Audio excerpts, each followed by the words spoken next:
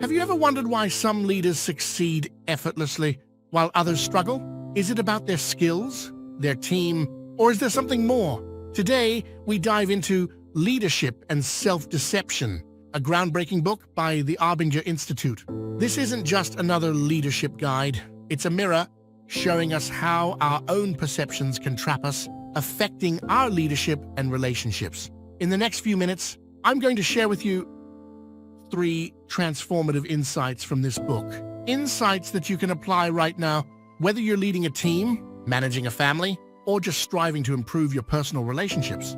These are not just theories, they are practical tools for real change.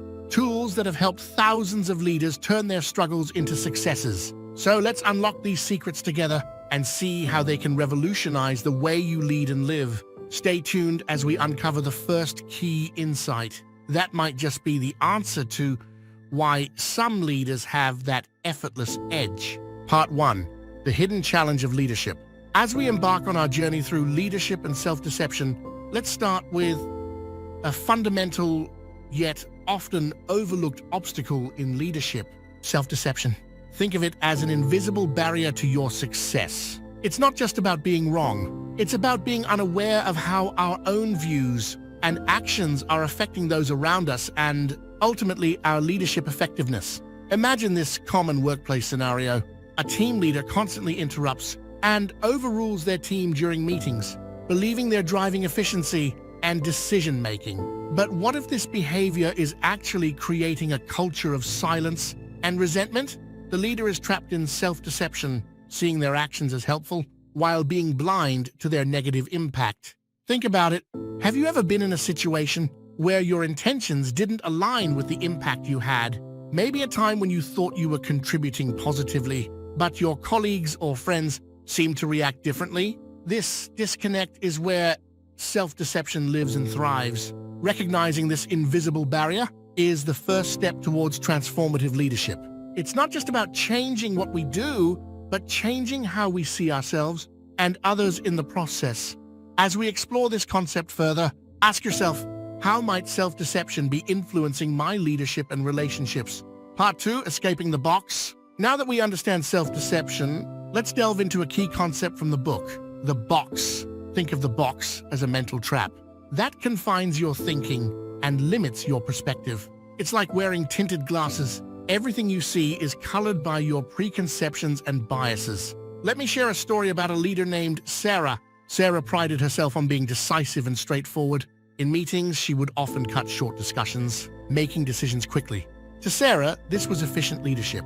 However, her team felt undervalued and unheard. Ideas were not fully explored and morale was low. Sarah was in her box, seeing her actions as effective leadership, while missing how they stifled her team's potential. So how can you tell if you're in your box? Here's a simple tip. Reflect on a recent interaction or decision you made. Ask yourself, did you consider the perspectives and feelings of others?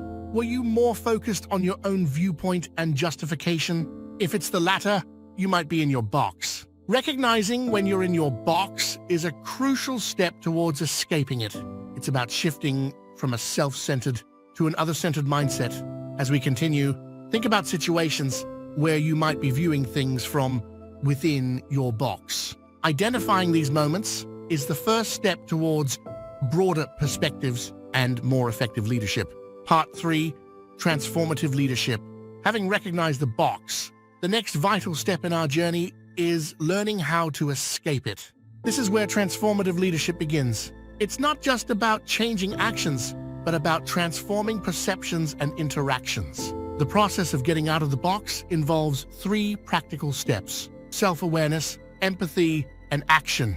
First, consistently assess your own thoughts and motivations. Ask yourself, am I acting out of self-interest or for the collective good? Second, actively try to understand and value others' perspectives. And third, take deliberate actions that reflect this newfound understanding and respect for others. Let's try a quick leadership challenge. Think of a recent situation where you had to make a decision as a leader. Did you consider the impacts on everyone involved? Did you seek input from others? Reflecting on these questions can reveal a lot about your current leadership style and areas for growth. A simple daily habit that can help you stay out of the box is to start each day with a positive intention. For example, decide that today you will listen more than you speak, or that you will acknowledge at least one team member's effort. These small actions, practiced consistently, can foster an inclusive and empathetic leadership style. Part 4, applying the concepts. Understanding self-deception and escaping the box are powerful concepts, but their true value comes from application in the real world. Let's look at some leaders who transform their approach by applying these principles. Consider the CEO of a tech startup, Alex. Initially, Alex was focused solely on results, often disregarding the team's input. Embracing the principles from leadership and self-deception, Alex started valuing team discussions and acknowledged different viewpoints. This shift not only improved the company's culture, but also led to more innovative solutions and a significant increase in employee satisfaction. Now let's try a quick exercise. Think of a challenging situation you faced recently. Reflect on your approach. Were you in the box? How could applying the principles of self-awareness and empathy change the outcome? This thought experiment can help you apply these concepts to your own leadership style. And as you ponder on these changes, remember this powerful quote from the book. When I see others as objects, I justify my own actions. But when I see others as people, real change begins. This insight is at the heart of transformative leadership. Conclusion. As we conclude our exploration of leadership and self-deception, let's recap the key insights we've discovered. First, understanding self-deception is critical. It's the invisible barrier to effective leadership. Second, recognizing when we are in the box can transform our approach to leadership and relationships. And finally, applying these concepts in real-world scenarios leads to genuine transformation, both personally and professionally. These principles aren't just theoretical. They are immediately applicable in your daily life, whether you're leading a team, managing family dynamics, or looking to improve personal interactions. Now, I'd love to hear from you. Share your experiences and insights in the comments below. How have you encountered self-deception in your leadership journey? What steps will you take to escape the box? Imagine the impact on your life and the lives of those around you when you break free from self-deception. What kind of leader could you become? What kind of team could you build? Thank you for joining me on this insightful journey. If you're intrigued and want to delve deeper into these transformative concepts, click on our Amazon affiliate link in the description to get your copy of Leadership and Self-Deception. Dive into its pages and start your journey towards transformative leadership today.